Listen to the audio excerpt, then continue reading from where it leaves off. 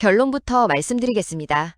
전 세계가 한국을 보며 희망의 증거라고 부르는 이유는 단순히 빠른 복구 속도 때문이 아닙니다.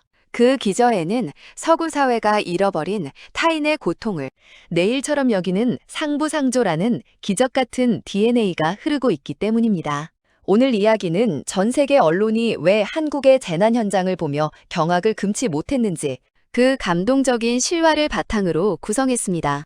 평소 우리가 당연하게 여겼던 이웃사촌의 정이 어떻게 세계적인 표준이 되었는지 지금부터 그 놀라운 여정을 함께 떠나보시죠. 불과 얼마 전 유례없는 자연재해가 한반도를 덮쳤을 때의 일입니다. 마을 전체가 물에 잠기고 모든 것이 흙더미로 변해버린 절망적인 순간이었죠. 외신 기자들은 이 참혹한 현장을 취재하며 한 가지 공통된 예측을 내놓았습니다. 복구까지 최소 수개월, 아니 수년이 걸릴 것이라고 말입니다.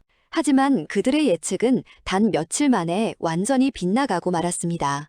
아무도 시키지 않았는데 전국 각지에서 수만 명의 사람들이 모여들기 시작했거든요. 한 손에는 삽을 들고 다른 한 손에는 생수를 든 평범한 시민들이었습니다. 이들은 누구의 지시를 기다리지 않고 곧장 진흙탕 속으로 뛰어들었습니다. 그 장면을 지켜보던 CNN과 BBC 기자는 카메라 앞에서 말을 잇지 못했습니다. 이것은 국가의 시스템을 넘어선 민족적 차원의 본능이다라고 평했죠. 재난이 발생하면 보통 자기 생존을 먼저 챙기기 마련입니다. 하지만 한국인들은 달랐습니다. 내 집을 정리하기도 전에 이웃집 담벼락부터 치웠으니까요. 잠깐, 여기서 우리가 주목해야 할 단어가 있습니다. 바로 정과 우리라는 한국만의 독특한 공동체 의식입니다.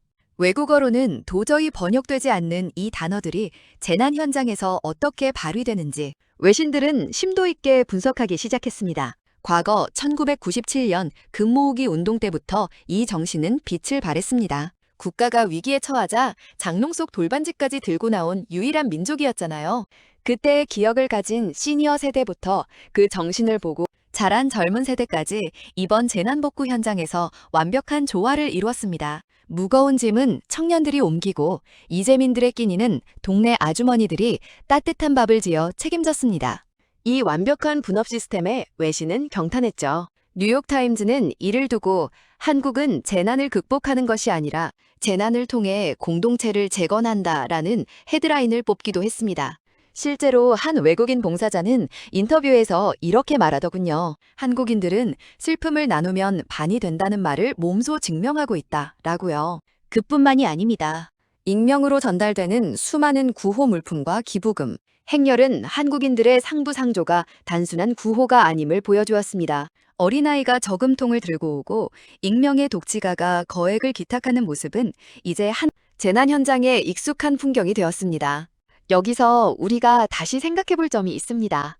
왜 유독 한국인들에게 이런 강한 결속력이 나타나는 걸까요? 역사학자들은 우리가 수많은 외세의 침략과 위기를 겪으며 함께 살아야 한다는 생존 전략이 문화적 유전자로 각인되었다고 분석합니다.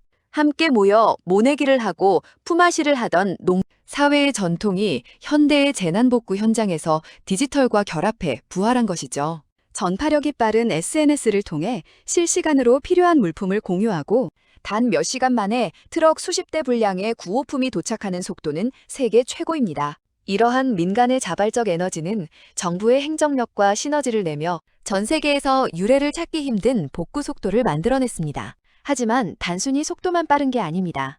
피해를 본 이웃의 마음까지 어루만지는 세심한 배려가 외신 기자들의 심금을 울렸습니다. 대피소에서 서로의 손을 맞잡고 위로하는 모습.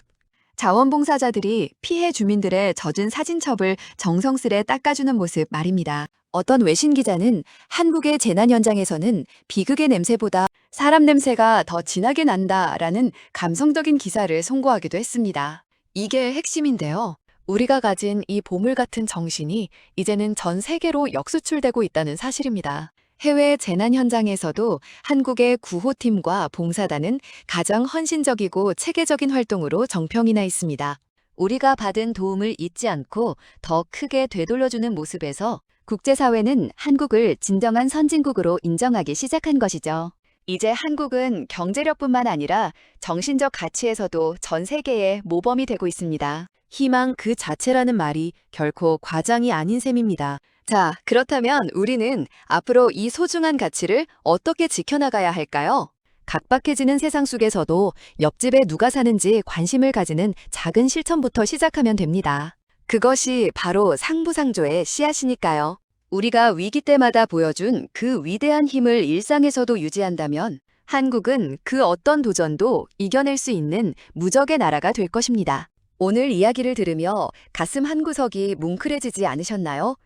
우리 모두는 그 자랑스러운 역사의 주인공들입니다. 결론적으로 외신이 극찬한 한국의 저력은 바로 당신과 내 옆의 이웃, 즉 평범한 우리 모두의 선한 마음에서 나온 것입니다. 세상이 아무리 변해도 변치 않는 한국인의 따뜻한 정, 이것이야말로 우리가 후손에게 물려줄 가장 큰 유산이 아닐까요? 긴 시간 함께해 주셔서 감사합니다.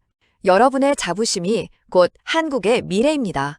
오늘 전해드린 이야기가 여러분의 가슴에 작은 울림이 되었다면 좋겠습니다. 늘 건강하고 행복한 하루 보내시길 바랍니다.